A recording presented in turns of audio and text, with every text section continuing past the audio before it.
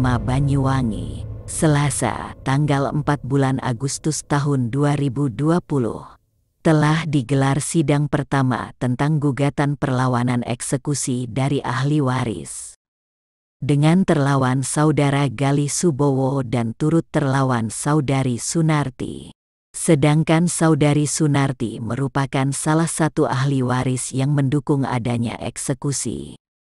Dari keterangan salah satu ahli waris Fiftia, adik dari Sunarti, menjelaskan bahwa masalah ini berawal dari hutang piutang, menjadi kasus sampai ke pengadilan agama yang seharusnya tidak terjadi. Jenengan selaku ahli waris dalam perkara ini memasuki tahap seperti apa dan kronologis dari permasalahan ini seperti apa sih, Mbak? Sekarang memasuki tahap persidangan pertama, Mas, tentang gugatan perlawanan eksekusi dari ahli waris. Sebenarnya ya, terlawannya itu Gali Subowo dan turut terlawannya itu kakak saya yang namanya Sunarti, Mas. Kok ini terus dari pihak pengadilan sendiri itu jawabannya seperti apa terkait dengan permasalahan ini? Kalau pengadilan agama masih no comment ya, Mas. Soalnya kan sidangnya baru dimulai hari ini, nanti jam 1. Jam 1.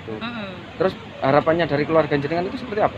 Ya harapannya lah kepada ketua pengadilan agama ya, tolonglah yang bijaksana untuk kasus ini. Dan jangan sampai kejadian yang kemarin-kemarin itu terulang lagi. Mungkin pahamlah dengan saya bicara seperti itu, maksud saya apa, mungkin semuanya sudah paham. Berarti ini ada indikasi atau penyerbotan hak dari keluarga jenengan? Ya. Itu terkait apa, Mbak, kok bisa sampai terjadi seperti itu? Ya gara-gara sertifikat di balik nama itu, Mas. Utang piutang apa? Adanya utang? Ya, adanya utang piutang. Terus kita kan ingin mengembalikan, tapi Gali sendiri yang nggak pernah datang. Ya kan? Nah, akhirnya kita ngajukan eksekusi. Tapi apa? Hasilnya ya tetap non-executable, tetap nggak bisa dieksekusi. Nah, yang saya herankan, selang 1 tahun, kok bisa si Gali itu ngajukan eksekusi? Kok nggak dari kemarin, kok nggak dari dulu, ya kan, Mas? Yang seharusnya dipertanyakan itu, kenapa pengadilan itu mau menerima eksekusinya si Gali? Iya. Ada apa? Siap. Berarti ini minta keadilan supaya hak-haknya jenengan kembali ke jenengan. Benar, Mas. Siap. Dengan Mbak siapa, Mbak? 50. Tanggapan M. Yunus Wahyudi, aktivis jalanan pemerhati keadilan rakyat kecil, menjelaskan bahwa dari kasus yang dia pelajari, berdasarkan akte perdamaian yang dibuat di pengadilan agama oleh kedua belah pihak, yaitu dari pihak Gali dengan pihak ahli waris. Akte perdamaian tersebut hanya sebagai legalisir saja, yang mana tidak mempunyai kekuatan hukum untuk dijadikan sertifikat. Dari data-data yang terangkum, mendapati pemalsuan tanda tangan yang dilakukan oleh Gali Subowo sebagai persyaratan dokumentasi balik nama sertifikat. Agama ini dalam rangka apa, Mas? Hari ini kita bersama ahli waris ya, juga bersama pengacara kita Mas Eko dan Mbak Lailia ya, istrinya Mas Agung sebagai pengacara daripada keluarga ahli waris ini, bahwa hari ini kita dapat panggilan tentang gugatan perlawanan eksekusi. Karena apa? Kemarin 2 minggu yang lalu pihak ahli waris ini tiba-tiba ada satu tekanan bahwa tanahnya mau dieksekusi. Padahal waktu itu belum ada penetapan atau putusan eksekusi. Sehingga habis itu kita sekarang mengadakan gugatan perlawanan eksekusi. Hari ini kita akan melawan saudara Gali Subowo, bahwa ceritanya sebenarnya ya, dalam akte perdamaian ini sudah jelas, akte perdamaian ini dibuat oleh pihak kedua, yaitu pihak satu, pihak kedua, saudara Gali dan ahli waris, di mana pengadilan agama hanya sebagai, setelah saya ketemu dengan Pak Bandi, ketua panitra yang ada tanda tangan di akte perdamaian ini hanya sebagai legalisir saja. Ini tidak bisa, pun tidak punya kekuatan hukum untuk membuat sertifikat, ya kan? Walaupun di sini ada perjanjiannya. Karena apa? Ini bukan suatu putusan yang dipersidangkan. Ini hanya akte perdamaian yang dibuat pihak kedua. Pengadilan hanya mengetahui, melegalisir. Memang ini ada. Tetapi secara tiba-tiba ini timbul AJB, akte jual beli dari ini yang dilakukan oleh saudara Galih di Pak Misbah, ya kan? Dengan terhitung utang-utang yang banyak. Di sini juga utangnya tidak jelas ya. Tahun ada akte pemberian hak tanggungan. Pihak Bu Rulwati ini dikatakan katanya punya hutang dengan tahun 2017 di KSP Tawangalun. Tetapi 2012 sudah berbunyi hak tanggungan. Ini yang lucu, ini ada satu pemalsuan yang luar biasa yang dilakukan oleh saudara Galih dan saudara notaris.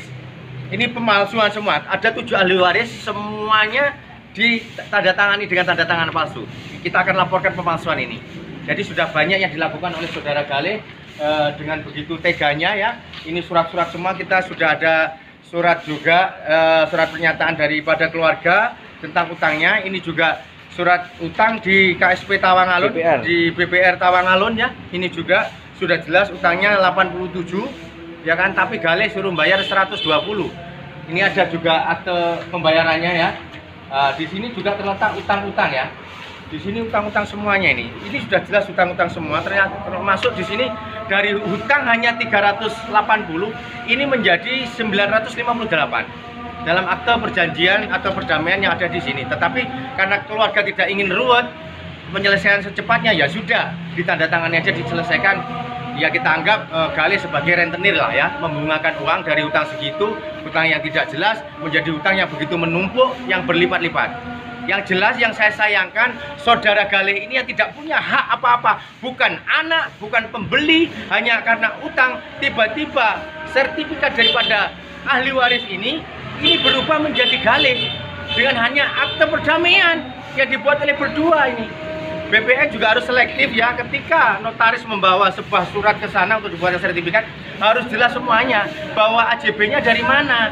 AJB hanya dari akte perdamaian berdua, bukan sebuah putusan dari pengadilan. Ini yang perlu disikapi.